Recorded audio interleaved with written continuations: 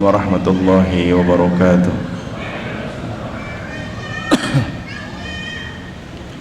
Alhamdulillahi rabbil alamin, hamdan katsiran tayyiban mubarakan fih, kama yuhibbu rabbuna wa yardah. Wa asyhadu an la ilaha illallah wahdahu la syarika lah, wa asyhadu anna Muhammadan abduhu wa rasuluh alladzi la nabiyya wa la rasulahu ba'dah. Yaqulu Allahu tabaraka wa ta'ala fi kitabihil karim, ya ayyuhalladzina amanu ittaqullaha haqqa tuqatih wa la tamutunna illa wa antum muslimun. Ya ayyuhan nasu ittaqu rabbakum alladzi khalaqakum min nafsin wahidah wa khalaqa minha zawjaha wa batha minhuma rijalan katsiran wa nisaa. Wattaqullaha alladzi tasaaluna bihi wal arham, innallaha kana 'alaikum raqiba. Ya ayyuhalladzina amanu ittaqullaha wa qulu qawlan sadida yuslih lakum a'malakum wa yaghfir lakum dhunubakum, wa man yuti'illaha wa rasulahu faqad faza fawzan 'azima. Fa inna asdaqal hadithi kitabullahi wa khairal hadyi hadyu Muhammadin sallallahu alaihi wa alihi wa sallam, wa syarral umuri muhdatsatuha, fa inna kulla muhdatsatin bid'ah wa kulla bid'atin dhalalah wa kulla dhalalatin finnar. A'adzana Allahu minan nar. Allahumma salli wa sallim wa barik ala al-mustafa nabiyyina wa rasulina Muhammadin sallallahu alaihi wasallam. Para jamaah, bapak-bapak, ibu-ibu, hadirin hadirat yang semoga Allah merahmati kita semua, merahmati perjumpaan kita di kesempatan malam hari ini di majlis ilmu insyaallah taala, melanjutkan pembahasan kita tentang mengenal Ahlus Sunnah wal Jamaah. Di kesempatan yang lalu kita membahas tentang penisbatan istilah salafiyah, di mana para ulama menyebutkan bahwa menisbatkan diri kepada madhab salaf, kepada salaf adalah hal yang tidak tercela, hal yang tidak tercela. Bahkan para ulama menyebutkan bahwa madhab salaf, madhab yang dijamin kebenarannya oleh Allah Subhanahu wa ta'ala, karena orang-orang yang dimaksudkan adalah orang-orang yang dipuji oleh Allah, terutama para sahabat, tabi'in, tabi'ut tabi'in, yang Allah sebut, yang Nabi sebutkan dalam hadisnya, khairun nasi qarni thumma alladhina yalunahum thumma alladhina yalunahum. Sebaik-baik manusia adalah yang di zamanku, kemudian orang setelahnya yang mengikutinya, kemudian orang-orang setelahnya yang mengikutinya. Sehingga dari hadis ini menunjukkan bahwa penisbatan diri kepada as-salafus saleh bukan hal yang tercela. Maka untuk lebih lanjut kita membahas kelanjutannya berkaitan dengan al-asma wal alqab li ahli sunnati wal jamaah, yang nanti akan kita ulas kembali tentang istilah salafi, tentang al-asma wal alqab awil alqab wal asma al masyhurah li ahli sunnah wal jamaah, julukan atau nama-nama yang dikenal tentang nama ahlu sunnah, atau bahasa lainnya nama-nama ahlu sunnah wal jamaah secara syar'i, nama-nama ahlu sunnah wal jamaah secara syar'i. Karena ahlu sunnah memiliki penamaan. Yang pertama, walaupun sebagian sudah kita singgung di pembahasan sebelumnya, Tapi ini khusus membahas apa saja nama dari nama Ahlus Sunnah wal Jamaah. Yang pertama dikatakan Ahlul Jamaah, Ahlu al-Jamaah. Dan para menyebutkan bahwa wa aslu hadzal musamma warada fi qawlihi fi qaulin Nabi SAW wa huwa yasiful firqatan najiyah. Para menyebutkan bahwa asal penamaan Ahlul Jamaah, asal penamaan Ahlu Sunnah dengan nama lain Ahlul Jamaah, sebagaimana yang terdapat dalam hadis Nabi SAW, yang itu juga disifat sebagai al-firqah an-najiyah, kelompok yang selamat. Dan hadis yang berkaitan dengan iftiraqul ummah, hadisnya berkaitan dengan hadis yang menjelaskan perpecahan umat, di mana Nabi bersabda, inna bani Israel iftaraqat ala 71 firqatan. Kata Nabi SAW, sesungguhnya kaum Bani Israel atau Ahlul Kitab, mereka berpecah belah menjadi 71 golongan. Kemudian kelanjutannya, wa inna ummati, dan sesungguhnya umatku ini, umat al-Muhammadiyah, umat Nabi Muhammad, sataftariqu ala 72 firqatan kulluha finnari. Dan sesungguhnya umatku, umat Nabi Muhammad maksudnya, sataftariqu, akan berpecah belah, ala 72 firqah, berpecah belah menjadi 72 kelompok. Yang Nabi katakan di kelanjutan hadisnya, kulluha finnar, semuanya terancam masuk neraka, illa wahidah, kecuali satu yang selamat, wahiyal jamaah, dan dialah al-jamaah. Dan hadis ini juga diperkuat dengan hadis yang lain yang sudah kita bahas juga.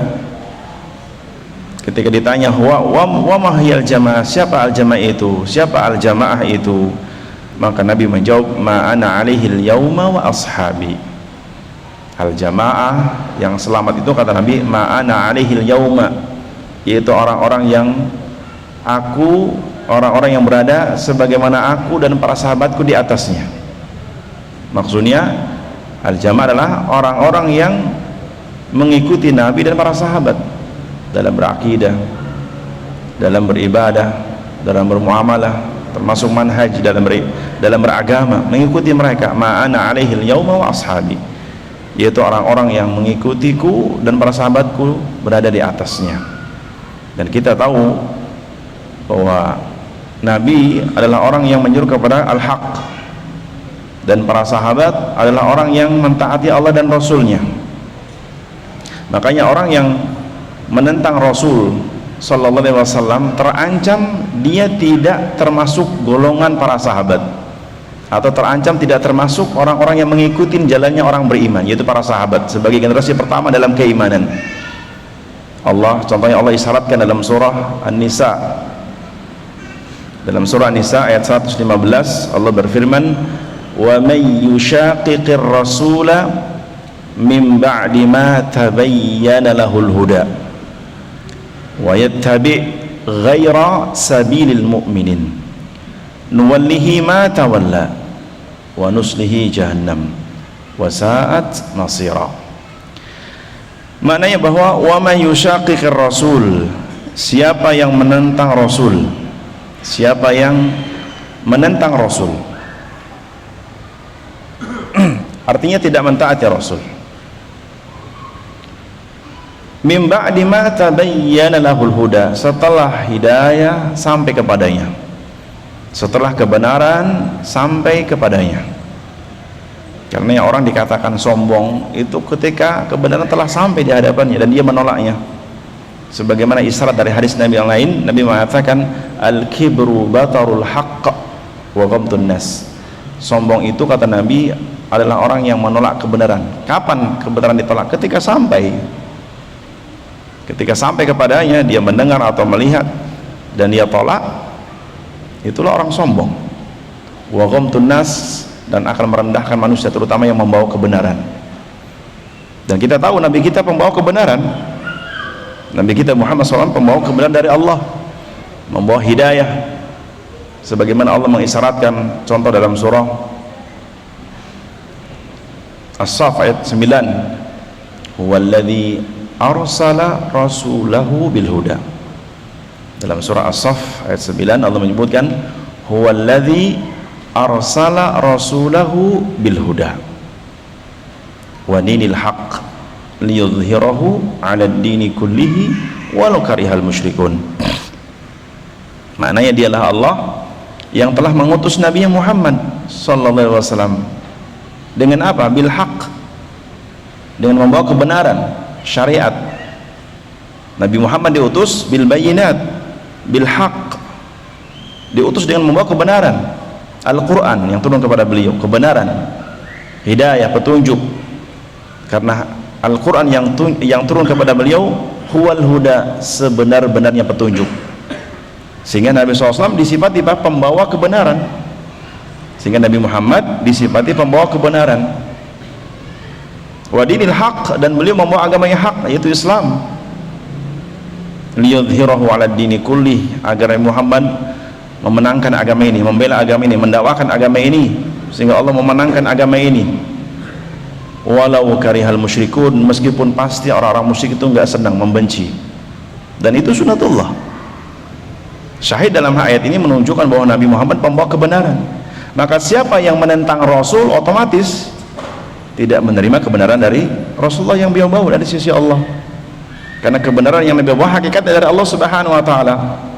Wa qulil haqqu mir rabbikum, kata Allah dalam surah Al-Kahfi ayat 29. Wa qulil haqqu mir rabbikum, katakan al-haq, kebenaran itu sumbernya datangnya dari Rabb, dari Allah Subhanahu wa taala. Siapa yang membawanya? Para rasul, terutama Nabi kita Muhammad SAW sebagai penutup para rasul di akhir zaman. Faman syaa falyu'min, siapa yang mau beriman dengan kebenaran yang datang dari Allah yang membawa Nabi Muhammad, silakan beriman. Waman syaa falyakfur, siapa yang mau ingkar, mau kufur, silakan. Tapi ingat, Allah mengancam bagi yang kufur di kelanjutan ayatnya, inna a'tadna lidzalimina nara, sesungguhnya kami telah menyediakan api neraka jahanam buat orang-orang yang memilih kafir, buat orang yang tidak mau menerima kebenaran dari Allah yang membawa Rasulullah. Kami telah menyediakan neraka jahanam yang akan membakar seluruh tubuh mereka. Itulah ancaman Allah Subhanahu wa taala. Sebagaimana dalam surah An-Nisa tadi, kata Allah, orang yang menentang Rasul otomatis dia tidak akan menerima kebenaran karena menolak, karena Nabi membawa kebenaran. Wa may yushaqiqir rasula, siapa yang menentang Rasul, dan tidaklah manusia-manusia yang menentang Rasul kecuali yang ditentang apanya? Manusia-manusia yang menentang Rasulullah, yang ditentang apanya? Kebenarannya. Orang-orang Quraisy di awal Nabi mendakwahkan Islam, mereka memuji Nabi Muhammad SAW dengan julukan Al-Amin, dan itu sebelum diangkat menjadi Nabi dan Rasul. Nabi Muhammad dipuji dan dijuluki oleh orang-orang musyrik, maka apa? Al-Amin. Apa artinya? Orang yang dapat dipercaya. Aminuna, orang yang terpercaya di antara kami. Dan itu pujian orang musyrik kepada Nabi Muhammad sebelum menjadi Nabi. Orang yang terpercaya di antara kami Muhammad. Tidak ada yang ragu, tidak ada yang bisa membantah. Berarti apa yang puji? Akhlak Nabi kan? Akhlak Nabi SAW. Tapi ketika Nabi membawa kebenaran yang sebelum mereka tidak pernah menuduh sedikit pun akan akhlak buruk terhadap Nabi atau kedustaan Nabi, tidak pernah. Ketika Nabi membawa kebenaran dari sisi Allah Subhanahu wa taala, apakah mereka menerima? Tidak. Kebanyakan tidak menerima. Menunjukkan apa yang ditentang dari Nabi ketika itu? Kebenaran yang Nabi bawa dari sisi Allah. Adapun diri Nabi, mereka tahu orang yang paling jujur di antara mereka, dan tidak ada yang lebih jujur dari Nabi SAW. Tapi ketika Nabi membawa kebenaran, mereka menentang. Apa yang ditentang? Kebenaran yang beliau bawa dari sisi Allah Subhanahu wa taala. Kenapa? Karena kebenaran itu merusak atau bisa menghilangkan keyakinan mereka. Itu yang mereka takutkan. Sehingga Allah mensifati siapa yang menentang Rasul, maksudnya kebenaran yang beliau bawa dari sisi Allah Subhanahu wa taala, min ba'di ma tabayyana lahul huda, setelah jelas hidayah berada di hadapannya, setelah dia melihat kebenaran yang Nabi jelaskan di hadapan mereka. Otomatis kata Allah, wa yattabi' ghaira sabilil mu'minin, dan orang yang menentang Rasul itu akan mengikuti jalannya bukan jalan orang yang beriman. Orang yang menentang Rasul akan mengikuti jalannya bukan jalan orang yang beriman. Siapa orang yang beriman ketika turunnya ayat ini? Siapa orang-orang yang beriman ketika turunnya ayat Al-Quran? Para sahabat. Artinya orang yang menentang Rasulullah SAW otomatis tidak akan mengikuti cara atau mengikuti jalannya para sahabat Nabi sebagai orang-orang pertama dalam beriman kepada Allah dan Rasulnya. Kenapa tidak mengikuti? Kenapa Allah menjelaskan bahwa orang yang menentang Rasul tidak akan mengikuti jalannya para sahabat? Jawabannya, karena para sahabat jalannya mentaati Allah dan Rasulnya. Karena prinsip para sahabat itu apa? Sami'na wa ata'na kepada Allah dan Rasulnya, bukan menentang Rasul. Yang otomatis kata Allah, siapa yang menentang Rasul padahal kebenaran telah sampai kepadanya, otomatis tidak akan mengikuti jalannya para sahabat. Karena ciri khas jalannya para sahabat taat kepada Allah dan Rasulnya, tidak menentang Rasulullah SAW. Apalagi kebenaran yang Allah jelaskan dalam surah An-Nisa di ayat sebelumnya, ayat 82 umpamanya, Allah menjadikan ketaatan kepada Rasul sama halnya mentaati Allah. May yuti'ir rasula faqad ata'a Allah. Siapa yang mentaati Rasul Muhammad SAW, hakikatnya dia telah mentaati Allah. Karena Rasulullah SAW tidaklah memerintahkan suatu perintah kecuali dari Allah, tidaklah melarang dalam sebuah larangan kecuali dari Allah Subhanahu wa ta'ala. Nah, itu kata Allah, siapa yang menentang Rasul setelah kebenaran sampai kepadanya, maka dia akan mengikuti jalannya bukan jalannya orang beriman. Lantas jalan siapa? Orang-orang kafir. Karena yang menentang Rasul siapa? Orang kafir dari kalangan Yahudi, Nasrani, musyrikin. Innal ladzina kafaru min ahlil kitab wal musyrikin. Orang kafir itu dari kalangan ahlul kitab, dari kalangan orang-orang musyrik. Kerjaannya apa? Menentang Allah dan Rasulnya. Buahnya bagaimana? Kata Allah, nuwallihi ma tawalla. Buahnya kami akan palingkan. Apanya yang dipalingkan? Hatinya. Dari apa? Dari kebenaran yang Nabi bawa dari sisi Allah. Artinya orang ini tidak akan condong kepada kebenaran, otomatis condongnya kepada kesesatan. Siapa yang menjadikan dia tersesat? Allah Subhanahu wa ta'ala. Atas apa? Ma tawalla, atas keinginan orang itu tersesat. Karena kalau Allah menyesatkan seorang hamba tanpa ada sebab, berarti Allah zalim. Karena ya Allah menyesatkan hati seorang hamba karena si hambanya menginginkan tersesat dan menolak menentang Rasulullah SAW. Sehingga buahnya kata Allah, nuwallihi ma tawalla, kami akan palingkan hatinya kepada kesesatan sebagaimana apa yang ia inginkan dari sebuah kesesatan. Wa nuslihi jahannam, dan kami akan memasukkan dia ke neraka jahannam. Wa sa'at masira, dan neraka jahannam seburuk-buruk tempat kembali bagi orang-orang yang tersesat, yang menentang Rasul. Nah, kalau kita melihat di sini bahwa al-jamaah yang dimaksud oleh Nabi SAW yang selamat dari ancaman api neraka karena mereka mentaati Allah dan Rasulnya. Ma'ana alaihil yauma wa ashabi, yaitu orang-orang yang mengikuti Nabi dan para sahabat, berpijak di atasnya dalam berakidah, dalam beribadah, dalam bermuamalah. Sehingga apa? Itulah al-jamaah. Dan sudah pernah kita singgung di sebelumnya. Karenanya dalam hadis yang lain mengatakan, man faraqal jamaah shibran famata illa mata maitatan jahiliyatan. Siapa yang faraqal jamaah, yang meninggalkan jamaah, dalam artian yang meninggalkan jamaah yang mereka di atas kebenaran, ia tinggalkan, ia jauhi kebenaran, ia jauhi orang-orang yang di atas kebenaran, meskipun shibron, satu jengkal, famata, dan dia mati, illa, melainkan mata maitatan jahiliyah, dia dicatat sebagai orang yang matinya mati jahiliyah. Dan ini ancaman orang yang tidak mengikuti jamaahnya para sahabat Nabi radhiyallahu anhum, yang tidak mengikuti bagaimana para sahabat Nabi, para tabi'in beragama, berakidah, terutama beribadah dan seterusnya.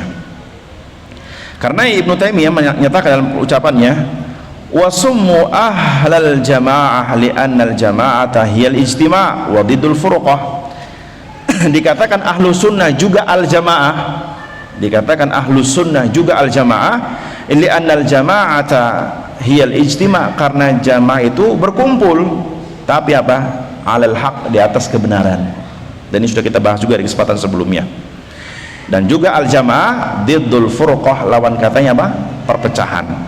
Makanya hadis yang sering dibawakan oleh para mubaligh, iftiraqu hadil ummah rahmatun, ini apalah aslalahu. Sering para mubaligh membawakan hadis iftiraqu hadhil ummah rahmah, perpecahan umat ini rahmat, kata mereka. Hadis ini tidak ada asal usulnya. Kalau seandainya perpecahan itu rahmat, lantas perkumpulan di atas kebenaran apa namanya? Laknat. La haula wala quwwata illa billah. Tapi hadis ini sering dibawakan para mubaligh, biasanya di Ramadan, kultum. Karena saya sering mendengar sendiri.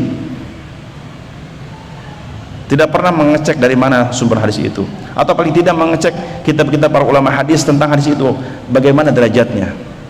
Dan para ulama al-sunnah, ahlul hadis, menerangkan hadis ini la aslalahu, tidak ada asal usulnya. Karena secara makna saja Pak, bertolak belakang dengan hadis sahih. Jika iftiraqu hadhil ummah rahmah, perpecahan umat ini rahmat, lantas bagaimana dengan firman Allah wa'tasimu bihablillahi jami'a? Allah perintahkan untuk apa? Berpegang teguh di atas agama Allah. Maka hadis ini apa? Bertolak belakang dengan firman Allah, belum dengan hadis yang lain. Karenanya ciri khas al-sunnah berkumpul tapi alal haq, di atas kebenaran. Berkumpulnya apa? Di atas kebenaran, bukan sembarang ngumpul.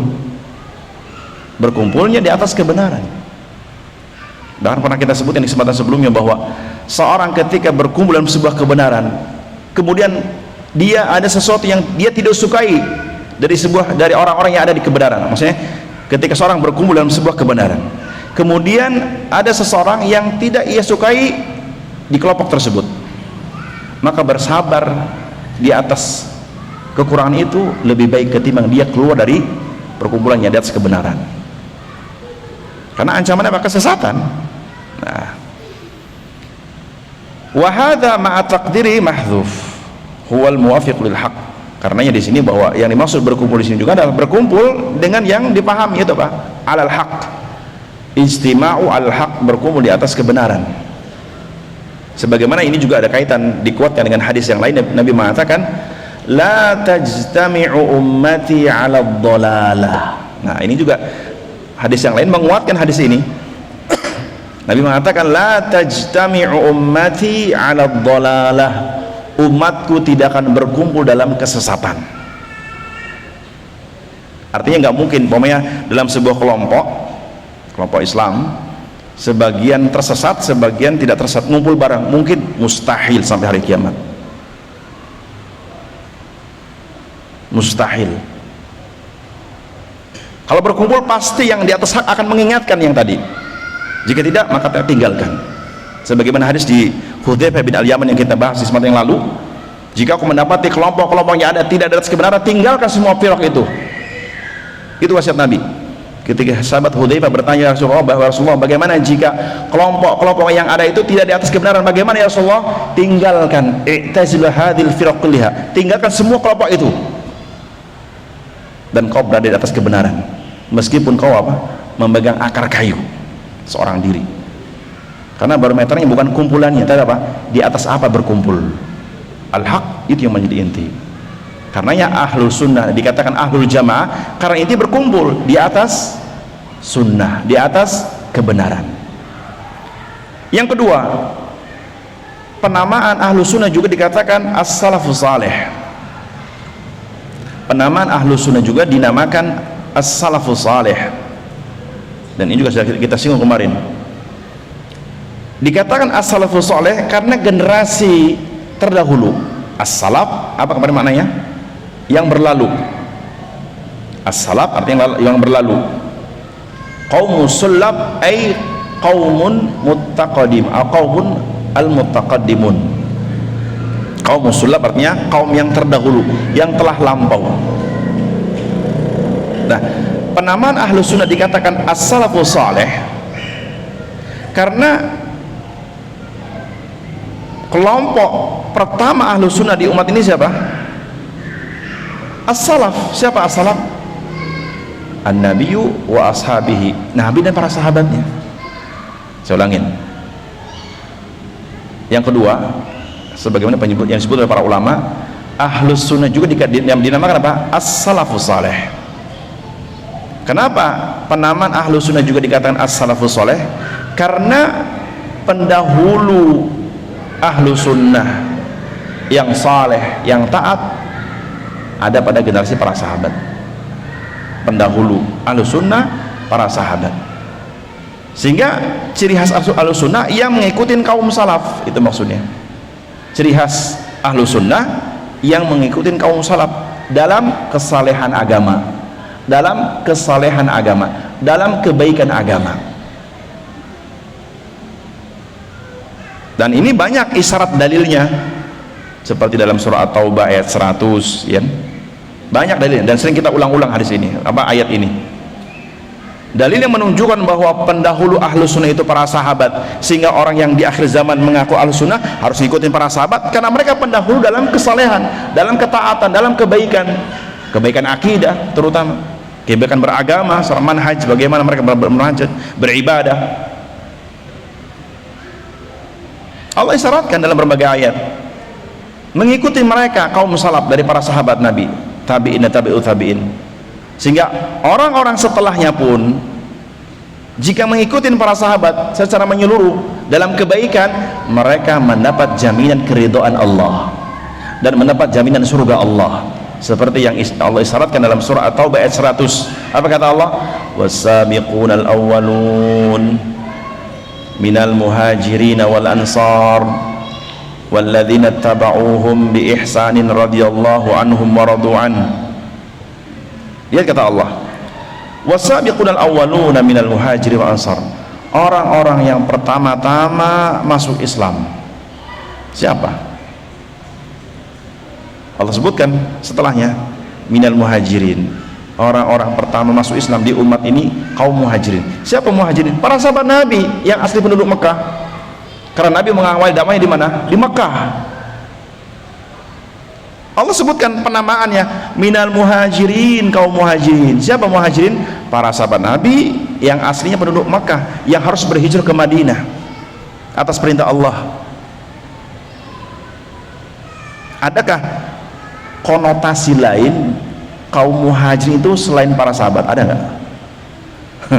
Ada nggak konotasi lain atau maksud lain kaum muhajirin dalam ayat ini? Maksudnya selain para sahabat ada nggak kira-kira? Kalau ada berarti apa? Tafsir nyeleneh. Kalau ada berarti tafsir nyeleneh. Nah iya tak? Siapa yang dimaksud orang pertama masuk Islam di umat ini? Mungkinkah selain para sahabat? Mungkin. Kalau ada, la haula wala quwwata illa billah. Min ajhalil juhal, sebodoh-bodohnya bodoh, sebodohnya orang yang paling bodoh. Maka maknanya para sahabat, gak ada yang lain. Sehingga Allah menyebutkan minal muhajirin, kaum muhajirin. Siapa? Para sahabat Nabi yang asli Mekah. Bahkan tidak hanya itu, wal ansar, kaum ansar. Kaum ansar. Siapa kaum ansar? Para sahabat Nabi yang asli penduduk Madinah. Walladzina tabauhum, dan yang mengikuti mereka. Siapa mengikuti mereka? Perhatikan kalimatnya, walladzina tabauhum, hum yang belajar bahasa Arab. Hum itu artinya apa? Mereka. Siapa mereka dalam ayat ini? Al muhajirin wal ansar. Berarti siapa yang mengikuti mereka? Para tabi'in maksudnya. Dan seterusnya, isyarat dari Allah. Walladzina tabauhum, dan yang mengikuti mereka. Mengikuti dalam hal apa? Bi ihsan, dalam kebaikan. Kebaikan apa? Agama ini. Apa dasarnya? Akidah, tauhid. Karena para sahabat generasi yang memegang tauhid, generasi yang takut jika tauhid mereka rusak. Para sahabat generasi yang sangat perhatian kepada tauhid. Siapa yang membuat mereka perhatian kepada tauhid? Nabi Muhammad SAW yang menanamkan agar perhatian kepada tauhid dan pada kerusakan dalam agama. Bi ihsanin, mengikuti kebaikan. Apa buahnya? Kata Allah, radhiyallahu anhum, Allah meridhai mereka. Siapa yang diridhai? Pertama para sahabat Nabi minal muhajirin wal ansar. Yang kedua siapa? Yang mengikuti mereka. Siapa? Tabi'in, tabi'ut tabi'in, tabi'ut tabi'in, tabi'ut tabi'in, tabi'ut tabi'in, sampai hari kiamat. Yang mengikuti para sahabat, prinsip mereka mendapat jaminan radhiyallahu anhum wa radu an. Artinya keridhaan ini tidak hanya pada para sahabat, artinya generasi setelahnya pun kalau mengikuti para sahabat dalam berakidah, dalam beragama, dapat keridhaan Allah, dapat. Tapi para sahabat pasti keridhaannya tidak diragukan lagi. Kalau generasi setelahnya, kalau generasi setelah para sahabat dapat keridhaan itu kapan? Kalau ngikutin para sahabat. Kalau menyimpan dari sahabat, alamat tidak dapat keridhaan. Berarti generasi setelah tabi'in jika mau mendapat keridhaan Allah sebagaimana para sahabat yang pasti mendapat keridhaan, ikutin para sahabat. Walladzina taba'uhum, jelas ayatnya. Mau dibawa kemana lagi ayat ini? Jelas ayatnya. Allah menjanjikan keridhaan kepada mereka sebagaimana ciri khas generasi pertama itu apa? Waradu anhu, mereka ridho kepada Allah dan Rasulnya, terutama kepada Allah. Ridho apa? Ridho dengan menjadi hamba Allah, ridho dalam mentauhidkan Allah, ridho dengan hukum-hukum Allah. Itu para sahabat. Maka generasi setelahnya pun jika ridho dengan hukum Allah, ridho dengan syariat Allah, ridho dengan takdir Allah yang baik dan buruk, maka dia mendapat keridhaan Allah sebagaimana para sahabat. Paham kira-kira jamaah? Pokoknya ayat ini sederhana, bisa dipahami dengan baik, enggak jelimet, enggak. Jelimet itu yang ngotak-ngatik. Mudah dipahami, wallahi mudah dipahami. Bahkan tidak hanya itu, kata Allah, wa a'adda lahum jannat. Bahkan kata Allah, wa a'adda, Allah telah menyediakan buat mereka. Siapa mereka? Sahabat dan juga tabi'in yang mengikuti para sahabat, semuanya Allah janjikan kepada mereka apa? Jannat, surga-surga. Allah telah menyediakan surga buat para sahabat dan yang mengikuti para sahabat. Surga yang tajri min tahtihal anhar, mengalir di bawahnya sungai-sungai. Khalidina fiha, mereka kekal dalam surga. Kita sering nggak dengar ayat jannatin tajri min tahtihal anhar, jannatin tajri min tahtihal anhar, surga yang mengalir di bawah sungai-sungai. Pernah nggak antum terbayangkan di bawahnya sungai-sungai, rumah antum di bawah sungai atau di atas sungai? Ini gambaran lah. Ayat-ayat yang Allah sebutkan, apa ayat-ayat yang menjelaskan tentang surga itu gambaran, lah hakikat. Hakikat hanya Allah yang tahu. Karena Nabi mensifati hakikat nikmat surga, mala ainun ra'at wala udhunun sami'at wala khatar ala qalbi basharin. Hakikat nikmat surga belum pernah terlihat oleh mata manusia. Wala udhunun sami'at, atau hakikat surga kenikmatan yang belum terdengar oleh telinga manusia. Wala khatar ala qalbi basharin, dan tidak pernah terbetik dalam hati manusia seperti apa gambaran hakikat surga, nggak bisa. Makanya orang yang gambar-gambar surga itu hayalan, hakikat nggak ada yang tahu, hanya Allah Subhanahu wa taala. Kenapa rahasia, Ustaz? Karena Allah peruntukan buat orang-orang yang betul-betul beriman. Yang tidak beriman alamat tidak akan mendapatkan surga. Jelas ayatnya. Maka mustahil orang yang gak beriman masuk surga. Maka mustahil semua agama masuk surga. Agamanya sopo? Agamanya Allah jelas. Agama selain Allah gak akan. Dan Allah menjadikan agama ini yang membawa orang terbaik, Nabi Muhammad SAW. Dan yang meneruskan agama ini dalam mendakwahi siapa? Generasi terbaik. Siapa? Udul hadil ummah, orang yang paling adil di umat ini, ashabun Nabi SAW, para sahabat Nabi. Sehingga mereka lah as-salafus saleh. Mereka lah as-salafus saleh. Karenanya ahlu sunnah juga dikatakan as-salafus saleh, karena pendahulunya kaum salaf yang saleh siapa? Sahabat, tabi'in, tabi'ut tabi'in. Sehingga dari pembahasan ini juga bolehnya menisbatkan diri kepada as-salaf. Dakwah salafiyah. Apa maksud dakwah salafiyah? Dakwah yang mendasari isinya seperti kaum salaf dalam berdakwah. Bagaimana kaum salaf berdakwah? Kaum salaf berdakwah itu apa? Mendakwahkan tauhid. Ani'budullah wajtanibut taghut. Yang didakwakan Nabi sebagai pemimpin kaum salaf di umat ini adalah tauhid. Yang didakwakan para sahabat kepada umat setelahnya tauhid. Maka ciri khas dakwah salaf Ahlus Sunnah wal Jamaah di abad ini seterusnya intinya mendakwahkan tauhid. Makanya sebenarnya gampang kalau antum mau membedakan ini kelompok Ahlus Sunnah beneran apa tidak. lihat isinya, ngajak ke tauhid apa tidak. Lihat pengajiannya, ngajinya ngajak tauhid apa tidak. Kalau isinya ngajak kepada kelalaian, tinggalkan, pun Ahlus Sunnah pada hakikatnya. Mudah dipahami, Allah mudah dipahami. Susah itu kalau sudah banyak virus di otak di sini. Susah memahami nas-nas yang sahih itu kalau sudah banyak virus di sini. Susah. Kalau enggak gampang, insyaallah mudah. Apalagi Allah berikan taufik, sangat mudah. Maka lihat ciri khas dakwah salaf apa? At-tauhid. Lihat ketika Nabi mengutus seorang dai dari sahabat ke Yaman, siapa namanya? Mu'ad bin Jabal. Ketika Nabi mengutus seorang dai, karena memang Nabi itu sering mengutus dai, di antaranya sahabat Mu'ad bin Jabal. Nabi mengutus beliau ke negeri Yaman untuk berdakwah. Nabi berwasiat kepada Mu'ad yang hendak pergi ke Yaman untuk mendakwai kaum Yaman. Apa kata Nabi? Ya Mu'ad, perhatikan wasiat Nabi kepada Mu'ad yang diutus menjadi dai ke negeri Yaman. Apa kata Nabi? Ya Mu'ad, innaka sata'ti qauman min ahlil kitab. Wahai Mu'ad, engkau ini akan mendatangi sekelompok manusia di Yaman dan mereka itu notabene ahlul kitab. Siapa ahlul kitab? Yahudi dan Nasrani kan. Kenapa dikatakan ahlul kitab? Karena turun kepada mereka kitab Taurat dan Injil, tapi mereka apa? Menyimpang dari kitabnya, bahkan merubah isi kitabnya. Nah, lihat kata Nabi SAW, innaka sata'ti qauman min ahlil kitab, kau akan mendatangi sekelompok manusia dari ahlul kitab. Faltakun awwala ma tad'uhum ilaihim syahadata an la ilaha illallah wa anni Rasulullah.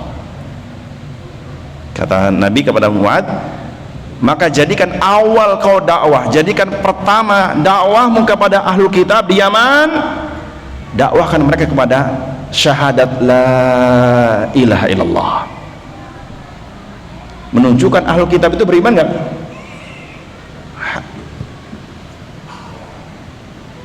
Karena mereka telah mengubah isi Taurat dan Injil. Tapi intinya dia katakan, faltakun awwala ma tad'uhum ilaihim syahadata la ilallah. Jadikan awal dakwahmu kepada mereka syahadat la ilaha illallah wa anni rasul, dan aku ini utusan Allah. Jelaskan kepada mereka, ajak mereka. Menunjukkan khas pertama dakwah salaf dari Nabi dan para sahabat, tauhid. Tauhid, ngajak orang untuk beribadah hanya kepada Allah. Kalau pengajian tidak mengajak beriman kepada Allah, tidak mengajak beribadah kepada Allah, mengaji apa? Ngaji ngajak kemana? Kalau pengajian tidak ada di dalamnya pengajakan untuk mentauhidkan Allah, menjadikan ibadah hanya kepada Allah, mengikhlaskan ketaatan kepada Allah, maka tidak ada manfaatnya pengajian seperti itu. Tidak ada manfaatnya. Dan itulah dakwah para sahabat Nabi kepada sahabatnya. Begitu pula sampai akhir zaman. Ciri khas orang-orang Ahlus Sunnah yang mengikuti jejak para sahabat dalam berdakwah tauhid. Karena kaum salaf inti dakwahnya tauhid. Tauhid. At-tauhidu tauhid. Bahkan perhatian Nabi kepada tauhid itu apa? Sejak awal Islam sampai beliau mau meninggal, perhatian kepada tauhid. Sehingga mungkinkah para sahabat yang sejak awal Islam, maksudnya sejak Nabi mendakwakan Islam pertama kali sampai Nabi mau wafat, Nabi selalu mengingatkan tauhid. Kira-kira mendarah daging nggak di tubuh para sahabat tentang tauhid ini? Kira-kira mendarah daging tidak? Pasti mendarah daging. Coba untuk belajar sirah para sahabat, beli buku sirah yang masyhur, yang mutabar seperti Ar-Rahiqul Makhtum yang lainnya. Ciri khas dakwah para sahabat tauhid. Bahkan inti jihad itu apa? Orang berjihad, berperang, memerangi musuh Allah. Untuk apa? Untuk tegaknya tauhid. Karena kalau antum mempelajari ghazawatun Nabi, mempelajari peperangan yang Nabi pimpin, sebelum terjadi pertempuran, Nabi tetap mengajak mereka untuk masuk Islam. sebelum terjadi pertempuran, pasti Nabi mengajak mereka untuk masuk Islam. Jika mereka menyerah dan masuk Islam, Nabi tidak jadi menyerangi mereka. Tapi jika memang tidak mau, sudah apa, as-saif baru. Ya. Lihat, ketika Nabi berdakwah ke Persia, Romawi, isi suratnya apa? Aslim taslam, masuk Islam kau selamat. Jika tidak mau masuk Islam, serahkan kekuasaan dan bayar upeti, jizyah. Nggak mau, saif baru. Islam untuk apa? Tegaknya tauhid, tegaknya tauhid. Maka sungguh miris jika ada orang perang pakai jimat. Allah, ini mati konyol. Kan sering terjadi di negeri ini. Saya teringat betul tahun 2001 dulu di Ambon, sebagian orang kayak jimat. Ini nggak belajar tauhid ini. Mati konyol seperti itu. Para sahabat, seorang sahabat ketika bertemu Nabi, dia mengenakan nuhas. Nuhas itu bahan kuningan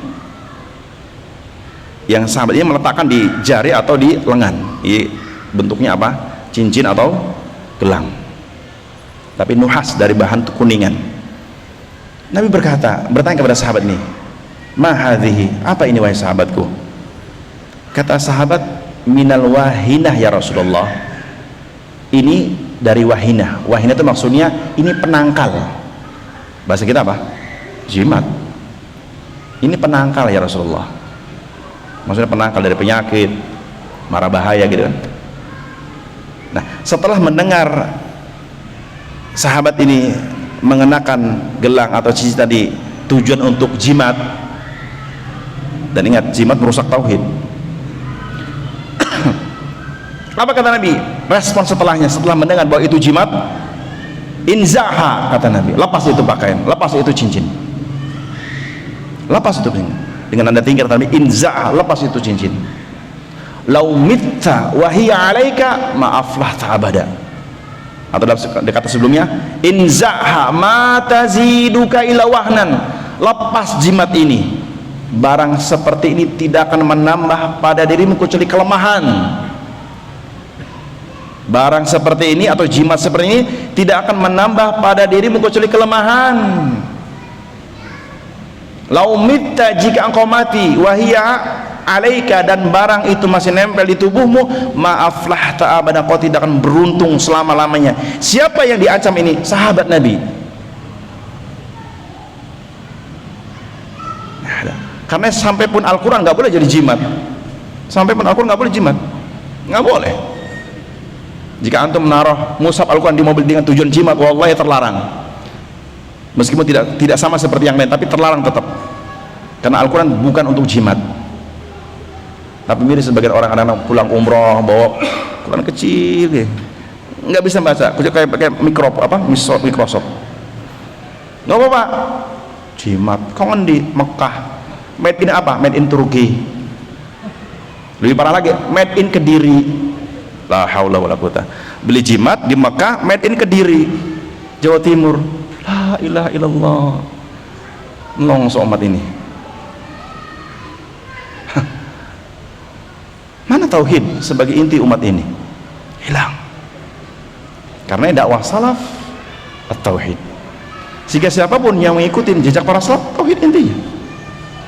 Karena yang ahlus sunnah dikatakan ahlus sunnah wal jamaah dan kaum salaf, karena inti mereka apa? Ada pada kebaikan agama. Apa inti kebaikan agama? At-tauhid. Inti kebaikan agamanya at-tauhid. Mengajak umat bersatu kepada tauhid, mengajak umat berkumpul di atas tauhid, mengajak manusia solid di atas tauhid. Iya. Makanya saya pernah bercerita di Semarang ini mungkin beberapa tahun silam. Saya pernah mengisi di sebuah masjid khutbah Jumat.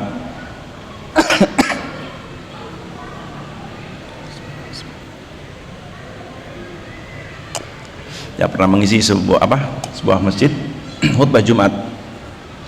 Yang saya paling ngisi di situ setahun maksimal 4 kali. Maksimal 4 kali, nggak lebih. Sehingga 4 kali ini harus betul-betul berbobot isinya. Jangan sampai 4 kali, sudah 4 kali setahun isinya nggak ada faedah khutbah. Dan banyak para khotib itu isinya nggak ada faedahnya kecuali sedikit sekali. Yang lebih parah lagi, khutbah Jumat isinya politik. Khotib jahil. Saya ketika itu terangkan masalah tauhid, isinya syarat-syarat la ilaha illallah, syarat-syaratnya, rukun-rukunnya, konsekuensinya, sehingga otomatis agak sedikit lama ya, setengah jam sama sholatnya. Dan saya bukan pertama kali ngisi di situ, sering, karena kebetulan waktu itu temanya sudah saya run ke situ. Habis khutbah seperti biasanya habis khutbah saya biasanya ke ruang tamu sebentar ngobrol sama pengurus. Tapi ada satu pengurus yang nggak pernah nongol, nggak pernah ngumpul sama saya, ngeliatin saya, jenggotan lebat segini, tapi jahil. Belum tentu yang berjenggot itu alim. Dia berjenggot segini, tapi jahil. Sempat ngatakan saya, Sad, saya boleh ngasih usul nggak? Oh, monggo Pak. Usul apa Pak kira-kira? Tadi saya mendengar jenengan khutbah kok isinya tema yang seperti itu, Ustaz. Saya kaget. Maksudnya gimana Pak? Ya tema seperti itu kan memecah belah umat, Ustaz. La haula wala quwwata illa billah. Tapi dalam hati saya, la haula wala quwwata. Akhirnya saya merangsang saya untuk apa maksudnya orang ini. Kita duduk di ruangan Pak. Monggo kita duduk, jangan berdiri. Gimana Pak? Gimana maksudnya? Maksudnya gimana? Jenengan melarang saya ngisi khutbah seperti itu. Kenapa? Kan isinya tauhid. Mengajak umat untuk memahami la ilaha illallah, dan belum tentu kaum muslimin yang hadir itu paham la ilaha illallah. Karena bisa jadi kaum muslimin kebanyakan Islam aja larang soko kulino. Islam yang kono ku Islam. Lantas kenapa ini? Walaupun sudah mulai panas di sini nih. Ngapain orang ini? Ya Ustaz, tema itu kan bisa apa ya, sensitif, bisa orang nanti tersinggung. Nah terus kalau nggak disinggung gimana umat mau ngerti?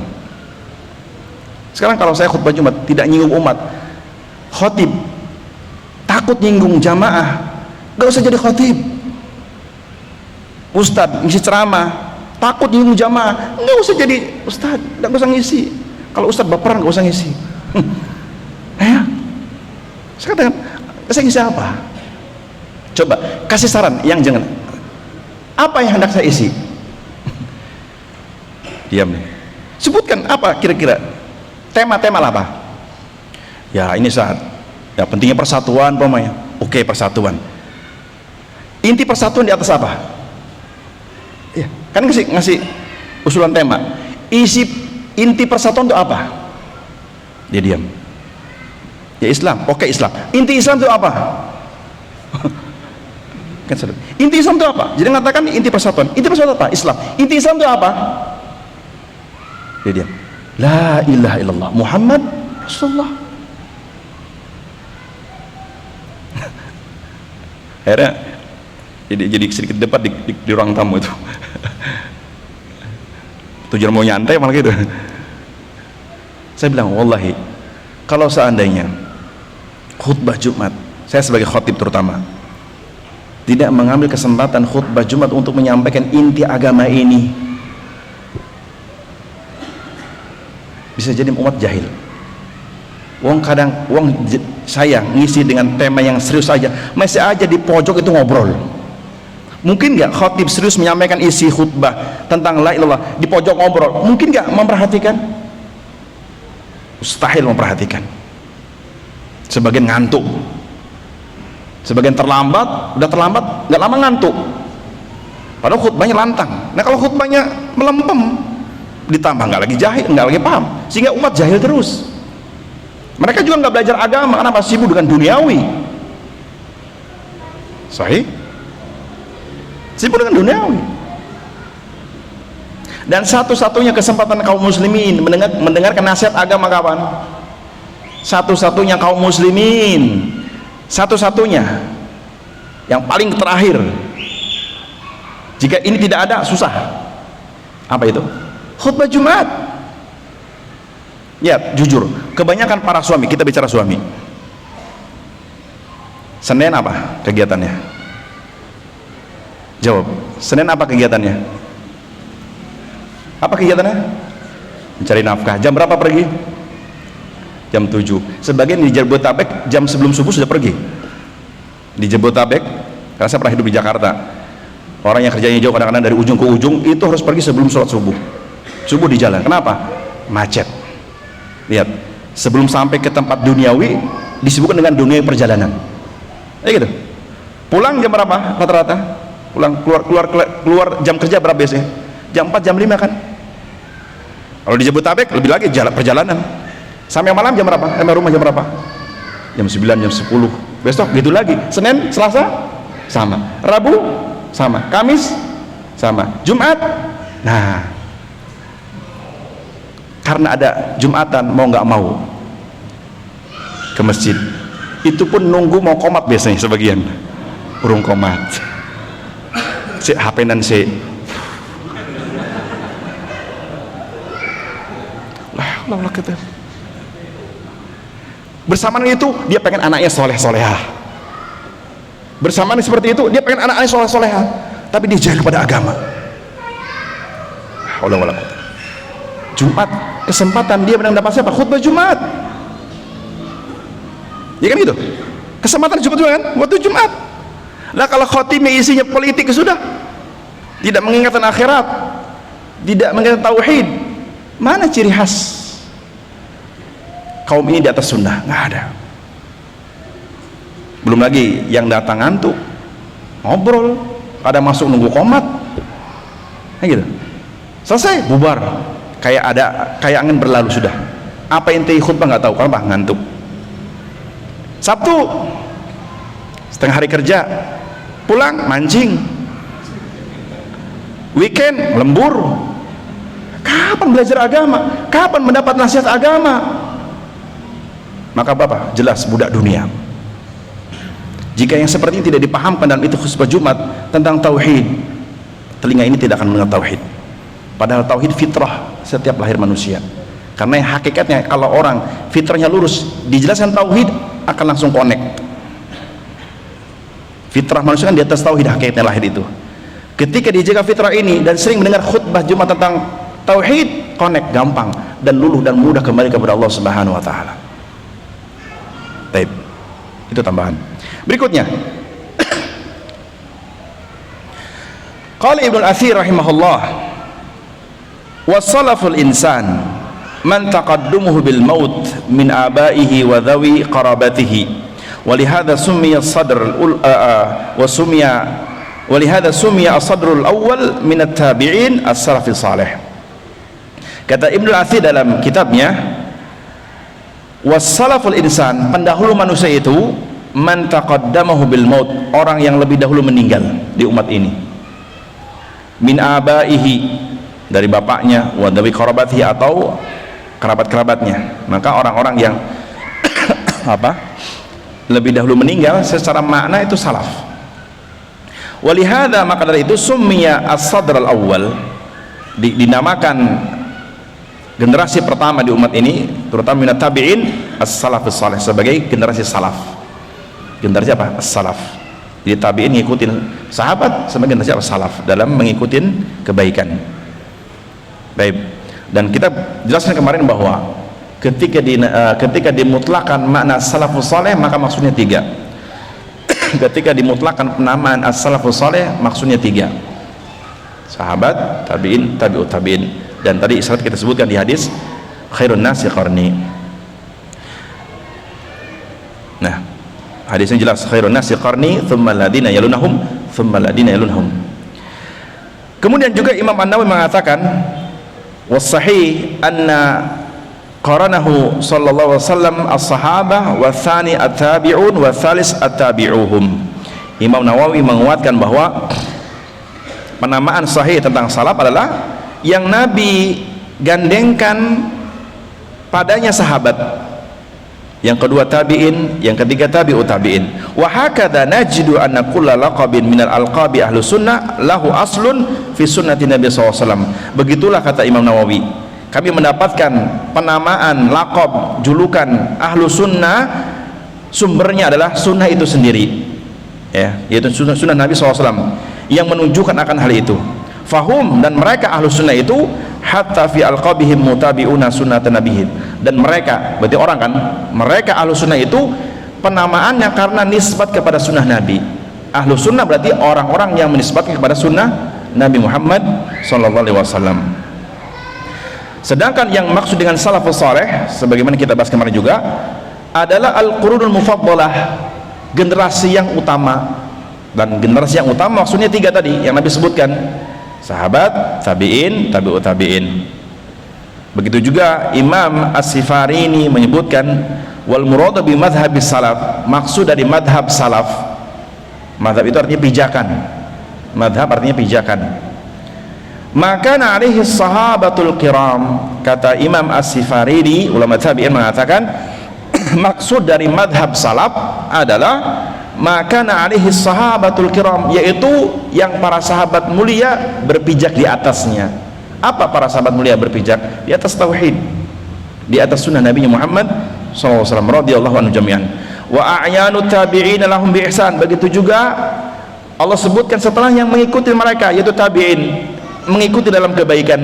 Wa atba'uhum, dan pengikut tabi'in, yaitu tabi'ut tabi'in.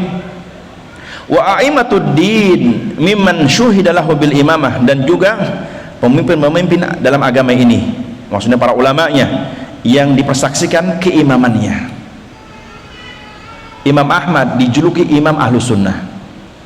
Imam Ahmad dijuluki imam ahlu sunnah. Kenapa? Karena keilmuannya betul-betul mewakili orang-orang alim di zamannya, artinya ilmunya luas, sehingga Imam Ahmad dijuluki imam. Imam itu pemimpin. Bahkan pernah mengatakan bahwa Imam Ahmad itu keimamannya ada pada 4 hal.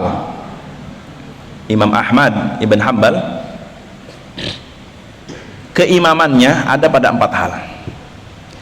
Yang pertama, imamun fil hadis. Beliau imam dalam ilmu hadis. Artinya beliau orang yang sangat berilmu di zamannya dalam ilmu hadis. Semua orang merujuk kepada Imam Ahmad di zamannya. Yang kedua, imamun fil fiqhi. Artinya yang pertama, yang kedua, imamun fil aqidah, imam dalam masalah aqidah. Artinya beliau termasuk pemimpin atau ulama yang sangat mengilmui tentang masalah aqidah. Masalah aqidah. Yang ketiga, imamun fil fiqhi. Beliau imam dalam hal fikih, ilmu fikih. Yang keempat, imamun fil faqri. Beliau imam dalam kefakiran.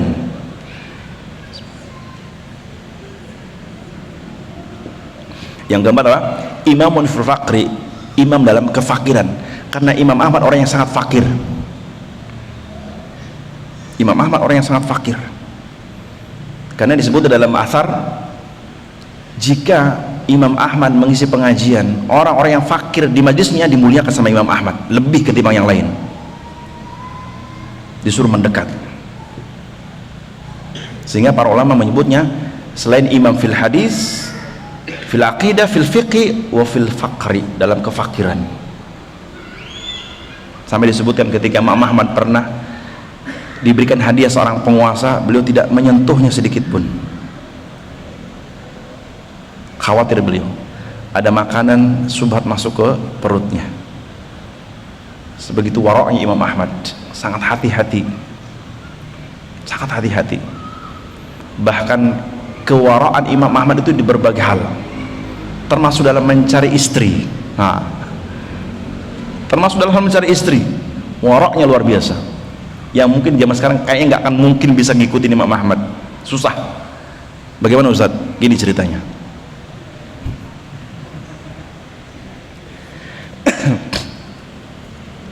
Kaitan dengan kisah cinta Imam Ahmad, dan yang mengkisahkannya putranya setelah dewasa.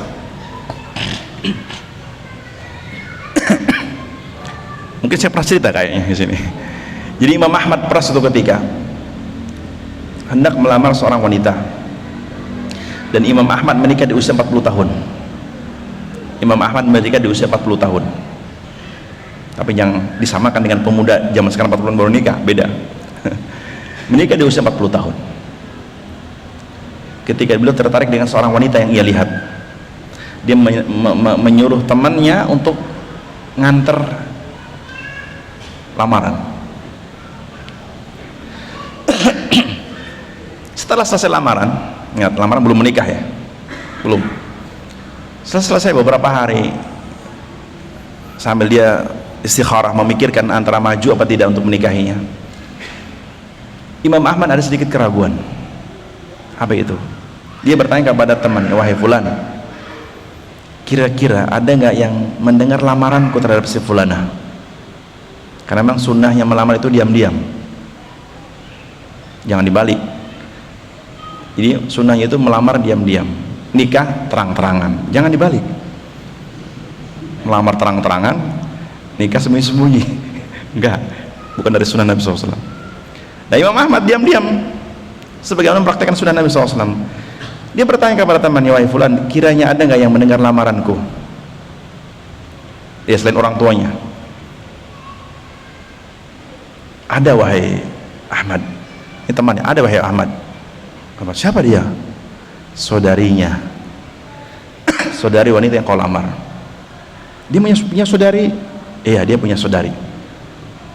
Imam Ahmad penasaran, sifha, bagaimana dia itu, seperti apa orangnya?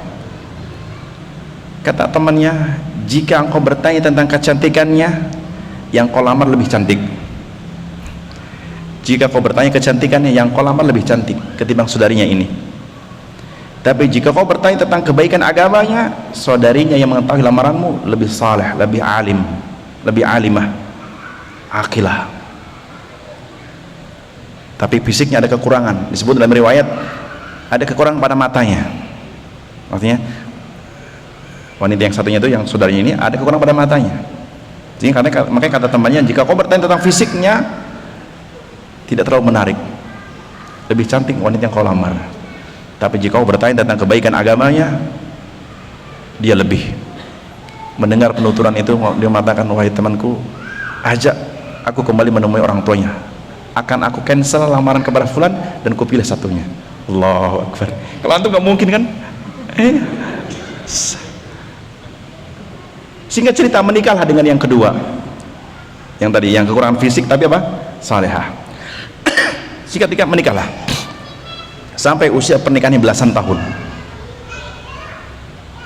Suatu saat terjadi bercengkerama. Ini kisah kaum salaf ya, tentang cinta. Apa intermezzo? Ibu ngobrol kayaknya, ibu-ibu nggak senang, ibu-ibu.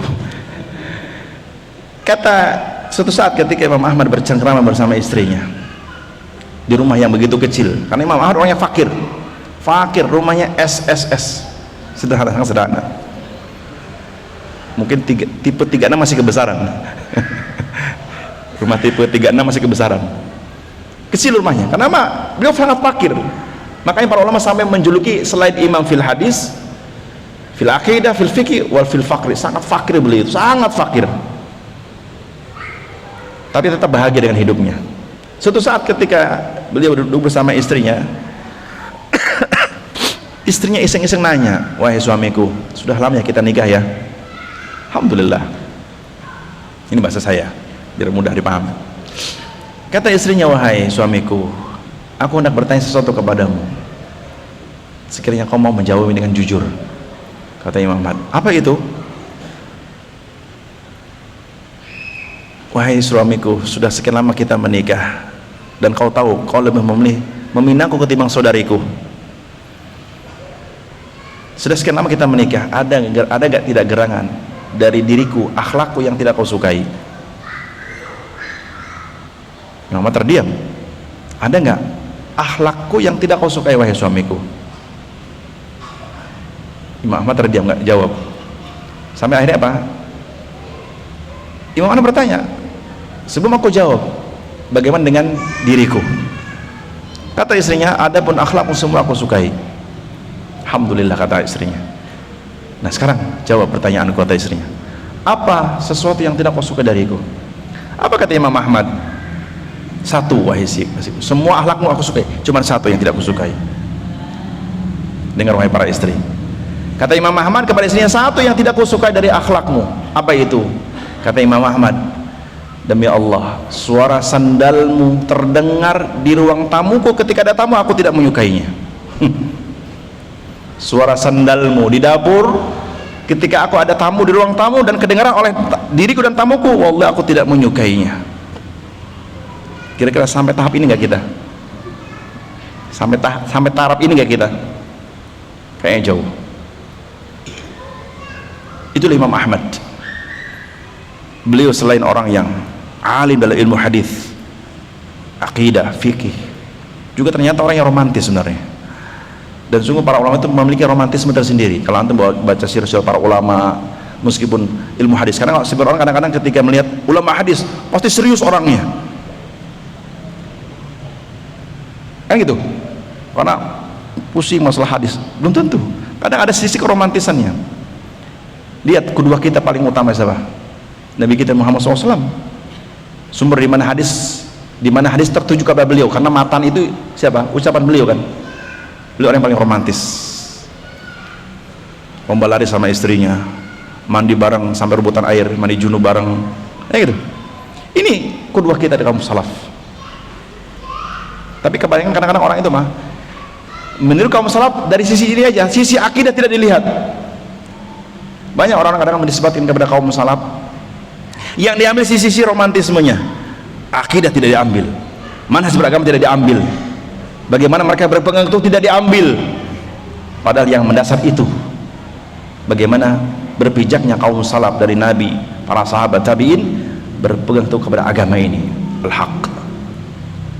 Nah, para jamaah Allah Subhanahu wa taala, sehingga tadi bahwa kata Imam Nawawi, penamaan laqab Ahlussunnah wal Jamaah dengan istilah al-jamaah karena itulah ciri khas mereka di atas jamaah para sahabat Nabi radhiyallahu anhum. Yang ketiga, lagi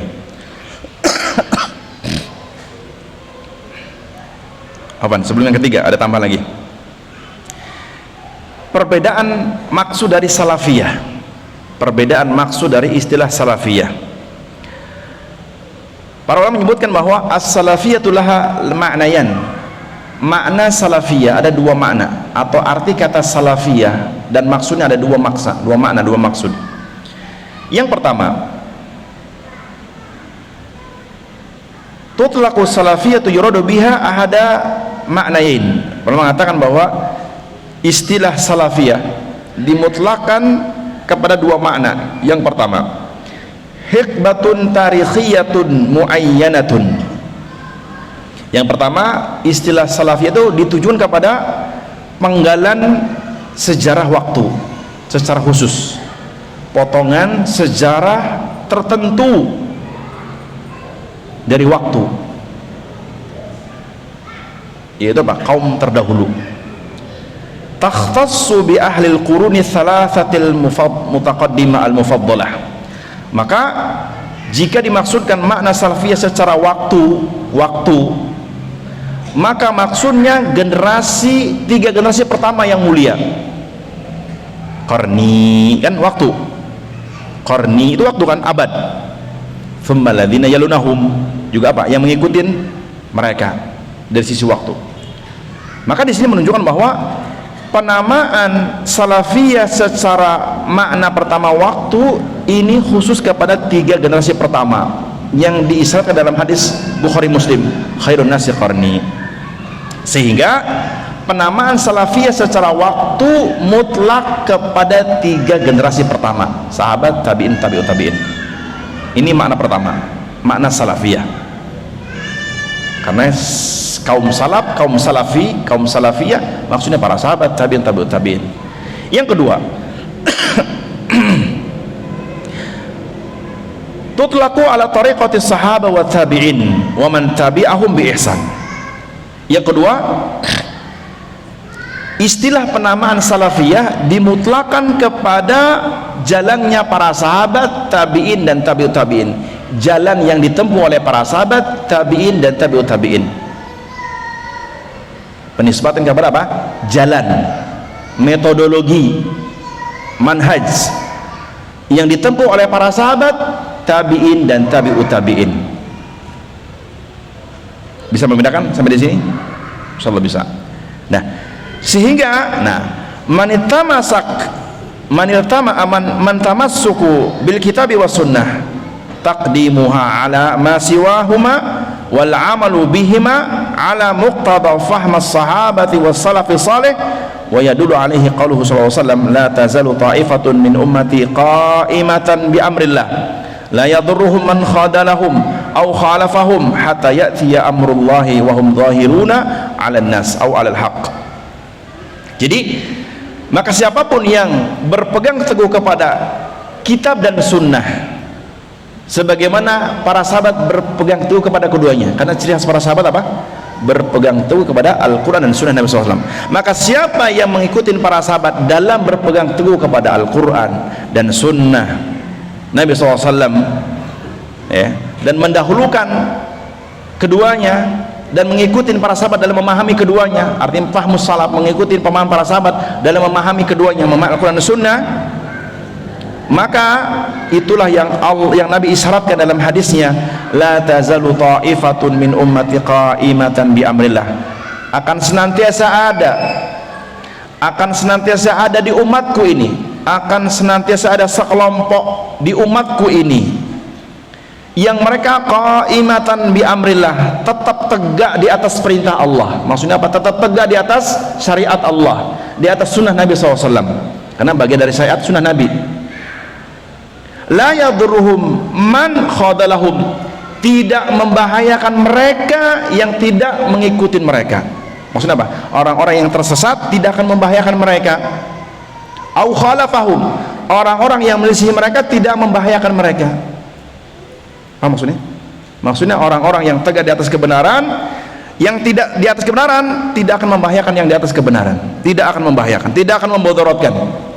Hatta ya'tiya amrullah, sampai datang pertolongan Allah. Wa hum zahirun 'alan nas, dan riwayat wa hum zahirun 'alal haq, dan mereka tetap di atas kebenaran. Paham enggak kira-kira? Artinya makna yang kedua ini bahwa yaitu kepada generasi setelahnya yang mengikuti apa? Generasi pertama dalam apa? Dalam beragama. Generasi pertama pijakannya apa? Al-Quran dan Sunnah. Sehingga siapapun yang mengikuti para sahabat dalam beragama, berakidah, beribadah dan sebagainya, maka hakikatnya mereka apa? Salafiyah, orang-orang yang mengikuti kaum salaf dalam beragama. Dan di sini para ulama membawakan hadis bahwa akan senantiasa ada, la tazalu ta'ifatun min ummati, akan senantiasa ada sekelompok dari umatku, berarti nggak semuanya kan, akan senantiasa ada dari sekelompok dari umatku yang mereka qa'imatan bi amrillah, tetap tegak di atas perintah Allah, tetap mendakwakan inti agama ini. La yadurruhum man khadalahum aw khalafahum, orang-orang yang menyisihi mereka dari kalangan ahlul bid'ah tidak akan membahayakan mereka. Karena hadis ini juga ada isyarat dalam surah Al-Maidah ayat 105 sebenarnya. Ya ayyuhalladzina amanu alaikum anfusakum la yadurrukum man dhalla idza tadaitum. Kata Allah, wahai orang beriman, jagalah diri kalian masing-masing. Bagaimana cara menjaga diri masing-masing? Artinya tegakkan keimanan, tetap di atas keimanan, di atas al-haq, di atas syariat, di atas sunnah. Alaikum anfusakum, jaga diri kalian masing-masing. La yadurrukum man dhalla idza tadaitum, orang-orang yang tersesat di sekeliling kalian tidak akan membahayakan kalian jika kalian komitmen di atas kebenaran. Paham nggak maksudnya? Jika kita di atas kebenaran, orang-orang yang tersesat di sekeliling kita tidak akan membahayakan kita, karena Allah menjaganya. La yadurrukum man dhalla idza tadaitum. Catatannya idza tadaitum, jika kalian tetap di atas kebenaran, Allah akan menolong kalian. Makanya di hadis ini juga kata Allah, hatta ya'tiya amrullah, sampai datang pertolongan Allah, dan dia tetap di atas kebenaran, di atas sunnah, di atas jalannya para sahabat. Ini penamaan salafiyah yang kedua. Maka yang kedua lebih umum sampai hari kiamat.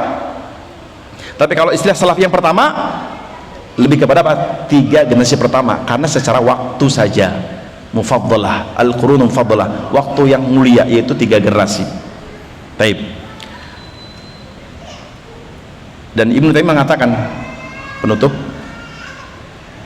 Ibnu Taimiyah mengatakan dalam ucapannya tentang bolehnya menisbatkan diri kepada kaum salaf dengan istilah salafi.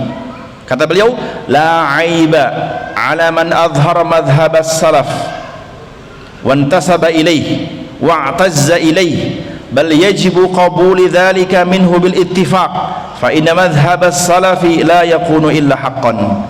Kata Imam Taimiyah rahimahullah mengatakan, la aiba, tidak aib, bukan aib, bukan hal yang tercela, ala man azhara madhhab as-salaf, tidak tercela orang yang menampakkan mengikuti madhab salaf, tidak tercela. Orang-orang yang mencela silakan, biarkan, nggak usah peduli, nggak usah baperan. Orang yang mencela silakan, ya, karena hakikatnya tidak ada cela, tidak ada aib orang yang menampakkan mengikuti madhab salaf. Wa intasaba ilaih, bahkan menisbatkan mengikuti madhab salaf dengan istilah salafi. Wa atazza ilaih, dan merasa mulia mengikuti madhab salaf. Ingat, mengikuti madhab salaf, merasa mulia mengikuti madhab salaf. Kenapa merasa mulia mengikuti madhab salaf? Karena generasi yang mulia. Bukankah kemuliaan ketika mengikuti orang-orang mulia? Hah? Mengikuti orang mulia kemuliaan apa kehinaan? Para jemaah, mengikuti orang-orang yang mulia kemuliaan apa kehinaan? Ada yang jawab kehinaan? Mengikuti orang-orang mulia yang Allah puji, kehinaan apa kemuliaan? Kemuliaan. Wa'tazza ilaihi, merasa mulia mengikuti orang-orang mulia. Dalam artian bukan berarti lebih mulia dari orang yang dimulai, bukan ya. Paham? Tidak ada pemahaman merasa mulia mengikuti orang mulia artinya melebihi orang yang diikuti, enggak. Salah paham itu. Tetap orang yang diikuti lebih mulia tentunya. Tapi maksudnya apa? Merasa bahagia, bangga ketika mengikuti orang-orang mulia.